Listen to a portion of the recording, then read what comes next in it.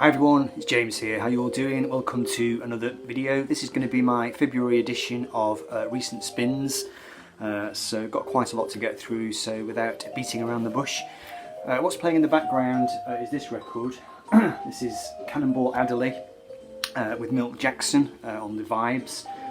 Things are getting better on Riverside. This record is brilliant. I picked it up years ago.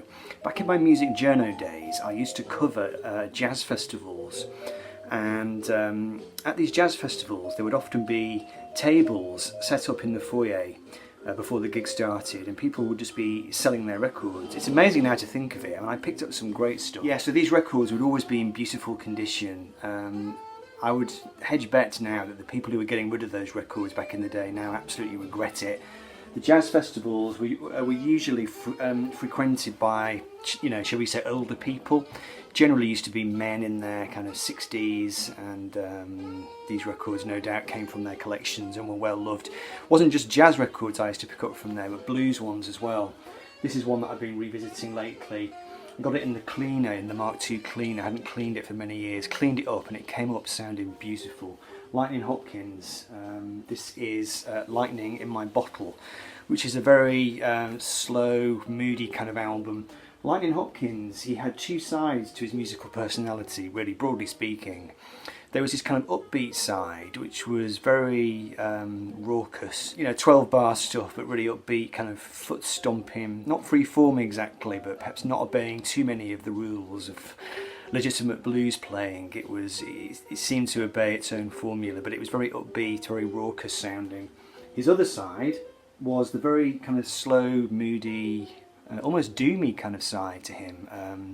And this album is mainly like that. It's very meditative, and this one is on Prestige Bluesville, and yeah, it's got some real kind of deep, moody cuts on it. There's a song on here called DC7, which is basically him remembering his grandmother's words of warning, or his mother's words of warning, I think it was, about flying on aircrafts.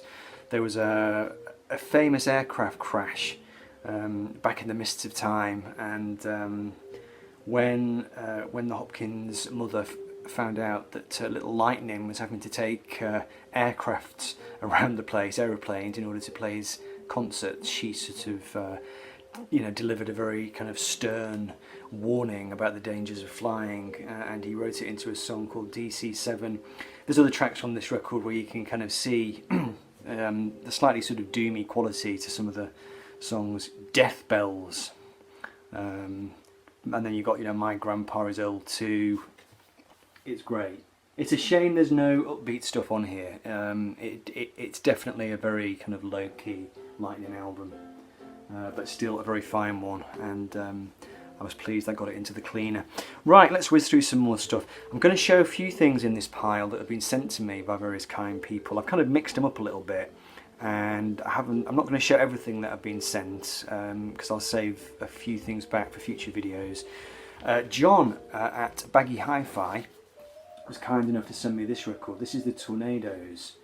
We've been having a conversation with Joe Meek about Joe Meek, the great Maverick record producer, and I happened to mention to John that I hadn't got much stuff by him in the collection. So John sent me this record. He also sent me this absolutely fantastic EP in mono. It's clearly a repress of some kind.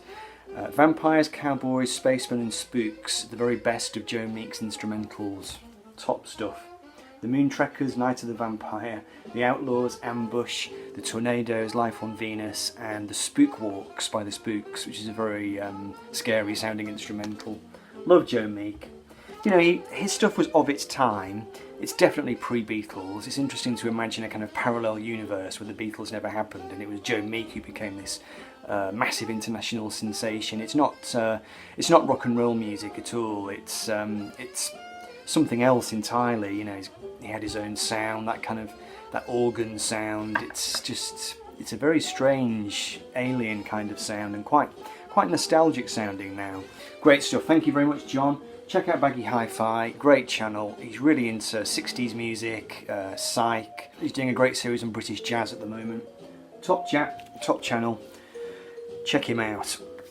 Okay, so I'm going to talk about some of these, others I'll just kind of whiz past without saying much about them. This one I revisited not so long ago. This is The Teardrop Explodes and Kilimanjaro, which is a great record. I thought this was much later than it was. This was 1980. This was Julian Cope's original band, and it's got the song on it, Reward, which has got all those fantastic kind of brass. It's got a big, amazing brass part to it. I used to hear that song constantly. When I first came to university here in Lancaster in '89, it was one of the big songs I would hear in all the clubs. It obviously had resonated. You know, I came to uni in '89. This came out in 1980, but it was still being played, you know, big time everywhere. It was obviously a very big and influential track. Really good album, really strong songwriting. It's got a nice mixture of stuff on it. There's kind of some melancholy things. You know, the track Poppies in the Field has a bit of elegiac kind of air to it. Elsewhere, it's just Doors influenced kind of indie rock. Nice album. Right, this one was a classic Deep Shelf pull. A record that I've had in my collection for so many years, and I hadn't listened to it for ages, and I can't remember what inspired me to pick it out. Might have been talking to Roswell Ryan about it. Can't quite remember. This is UK. This was the album that Bill Bruford formed when he was in his wilderness period. After King Crimson broke up in '74, I think, after the Red album, Bill was kind of a little bit out of work, but because he'd left Yes in order to join King Crimson. Yes were just about to become you know, a stadium rock band. Bill left at that point. He didn't really want to be a stadium rock star. Joined King Crimson, and then King Crimson I think made maybe 2 albums and then broke up. Fripp just disbanded the group because he wanted to go off and you know, get into some strange esoteric mystical religion.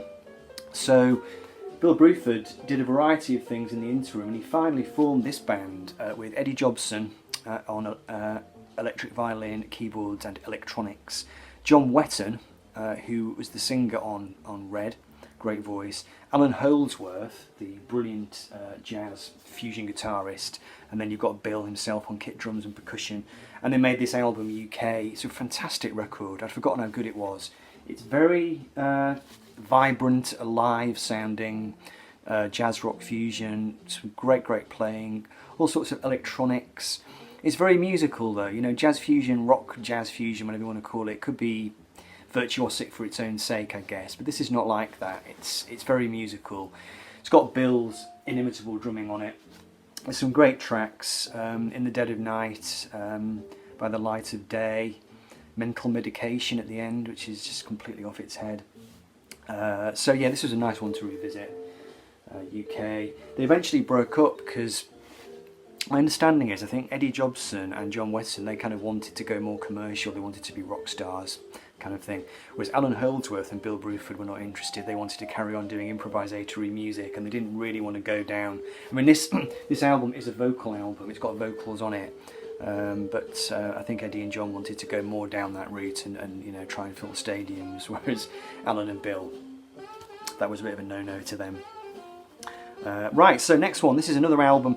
I picked this one up not that long ago and I wasn't that impressed with it, but when I went back to it I really enjoyed it, and this is Reactor by Neil Young, which came out in 1981. It's Neil Young and Crazy Horse, and it's not known as being one of the best Neil Young albums or one of the best Crazy Horse albums, but there's a lot going for it. I think the main thing that people held against it is the track T-Bone, which musically is a good track, but it's got a really annoying repetitive lyric. The rest of the album, it's very straight down the line, kind of gritty, dirty sounding, scuzzy Neil Young Crazy Horse type album. The closest in sound I can think of is probably Zuma. It's that kind of sound. There's a kind of angry quality to some of the songs. The last track, which is called Shots, it's really apocalyptic. There's like kind of gunfire resonating all the way through it, you know, sampled gunfire. And it's a pretty kind of hard driving record. It's definitely better than I remember it being when I picked it up last year, and might even be a top 10 Neil Young album for me. We'll have to see. But I enjoyed it anyway. Right, complete contrast now. This is an album I pulled out yesterday, strangely enough. And this is one I picked up a couple of years back. This is Martin Carthy. And the album is The Bonnie Black Hair and Other Songs. So Martin Carthy, clearly one of the absolute great figures of British folk music. Many years ago I saw him live at the Bridgewater Hall in Manchester, and he was on a bill. It was a curious bill. It was called the Four Martins, and there was Martin Carthy, Martin Simpson, and another couple of Martins who I can't remember, but all four of them were guitarists. There was a classical guitarist, there was a jazz guitarist, there was a folk guitarist. Four Martins. That's where I first saw Martin Carthy, and I just thought he was extraordinary. I have a CD best of his stuff, which I love, which I'll talk about sometime. His records are not that easy to come by at a good price, but I did find this one at my local antiques place last year, and it's fantastic.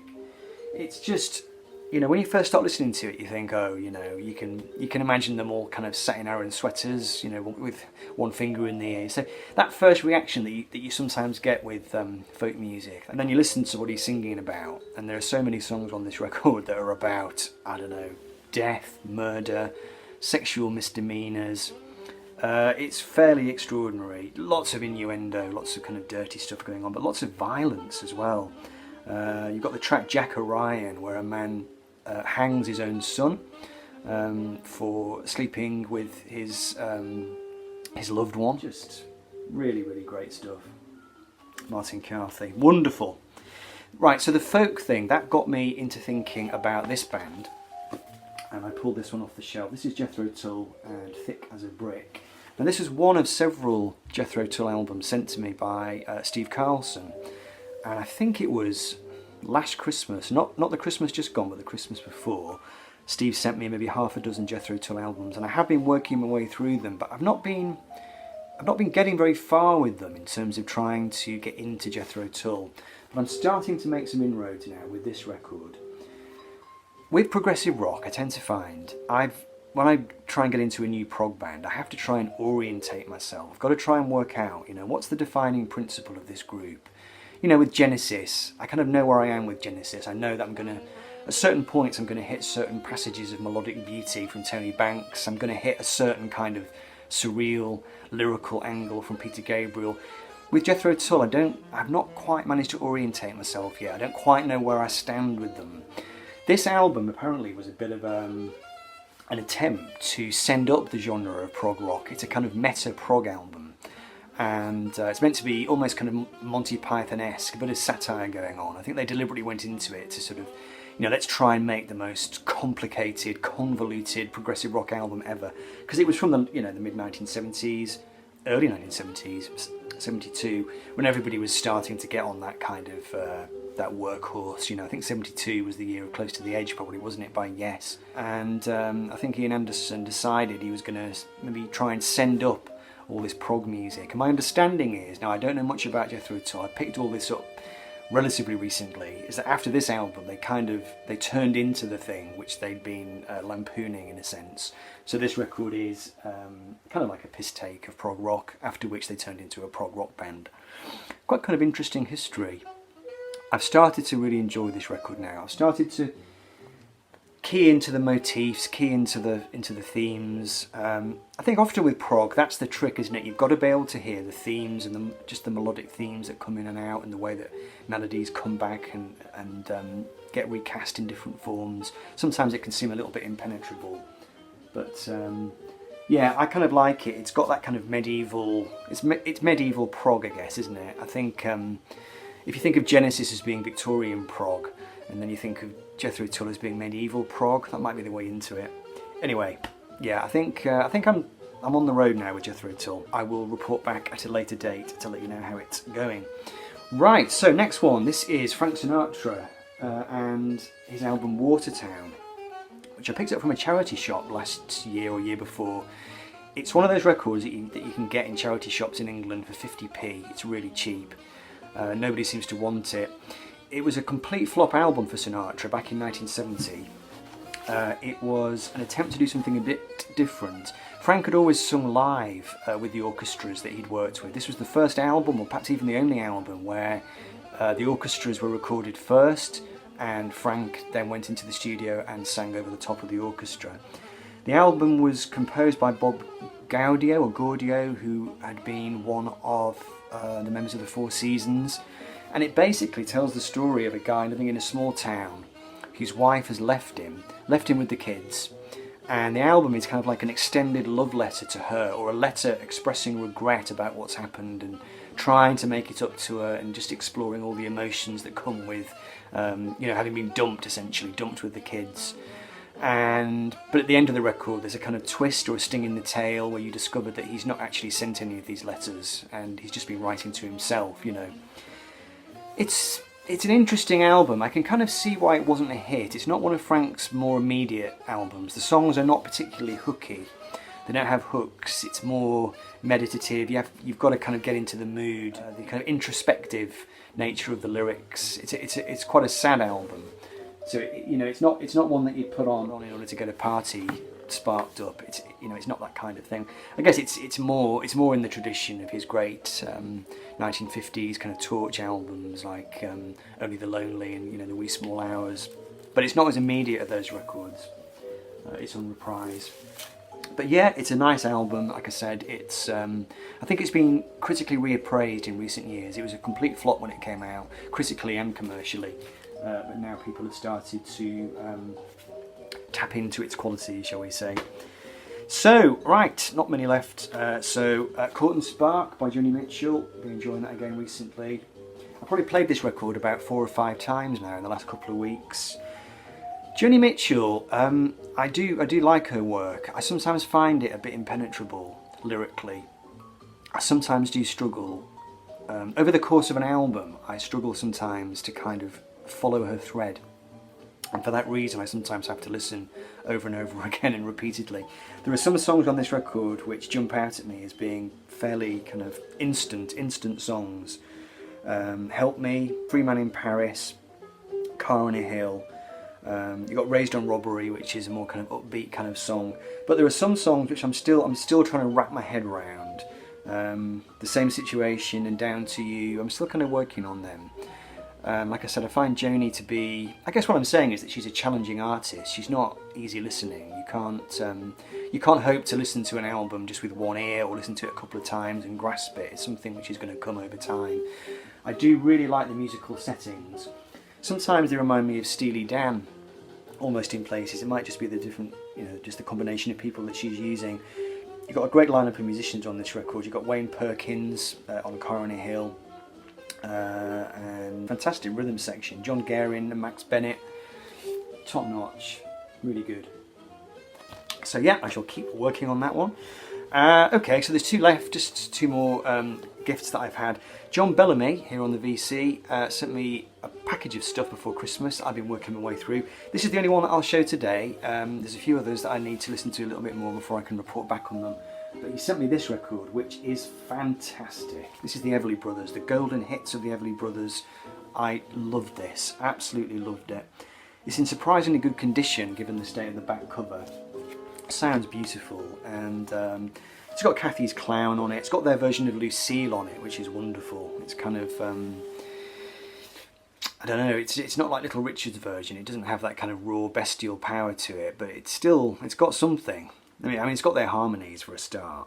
It's just, I just loved it. Let me just really quickly change the record. Yeah, and also we've got How Can I Meet Her, which it's got a fantastic guitar break on it. You've got Walk Right Back, which my old band used to play. I was annoyed listening to Walk Right Back because I used to play that, and I've realised now listening to this version of it that I was playing it wrong. It's got a kind of Latin feel to it, which is really nice. Yeah, John, I love this. Thanks for sending it. Marvellous. And finally, a gift from Sean Whelan, who is another chap here on the VC from North Wales. And he was kind enough to send me a couple of Status Quo albums, which I'm still working my way through. Quite a big Quo collection now. I might need to do a video on them at some point. But Sean also sent me this record. This is Tonight by David Bowie. Now I know the critical reputation of this record is not perhaps what it could be, but I actually enjoyed it. I wouldn't categorise myself as like a major Bowie fan, you know. I mean, I've got all his classic records and I enjoy them, and I love some of his records, but I'm not passionately into David Bowie. I've never been a massive David Bowie fan, and maybe for that reason, perhaps, you know, at the time I think this record was seen as being a disappointment because Bowie had this extraordinary run in the 1970s where it was just album after album he was redefining himself, and you know, he was just a pack leader, I guess, in every sense. Then he did Let's Dance, and for the first time you got this kind of sense that now his agenda had changed and he was now trying to be just a major pop star, I guess, you know, more kind of mainstream. And this record was in the slipstream of that, really, and it's more of the same. It's like Let's Dance, but not as good. And there are some tracks which are definitely, they've edged into that kind of bland 80s pop territory, but you know, I enjoyed it. Like I said, because I'm not, or I wasn't rather, back in the day, I wasn't a fanatical Bowie fan. Maybe if I had been, and then this record had come out, maybe I would have been as bitterly disappointed with it as certain Bowie fans were, but because I'm not, and because I wasn't, I listen to it now and I just hear a kind of an okay sort of pop album from the 80s, not brilliant, not terrible. And there are a couple of songs that I actually really liked. I liked the first track, Loving the Alien. I liked Don't Look Down. Neighbourhood Threat's a good track. Blue Jean I quite liked. Not too keen on the covers. There's a slightly redundant version of God Only Knows by the Beach Boys, but you've got to take the rough with the smooth when you get into the 1980s, haven't you? Right, so yes, I've got some more things to show that people have sent me. I will do that in another video because I don't want this to be too long. This has already gone a bit over what I would normally like to have for a spins video, but that's it for now. Hope you enjoyed it, hope you're all well, stay safe, and I'll see you soon. Take care, bye.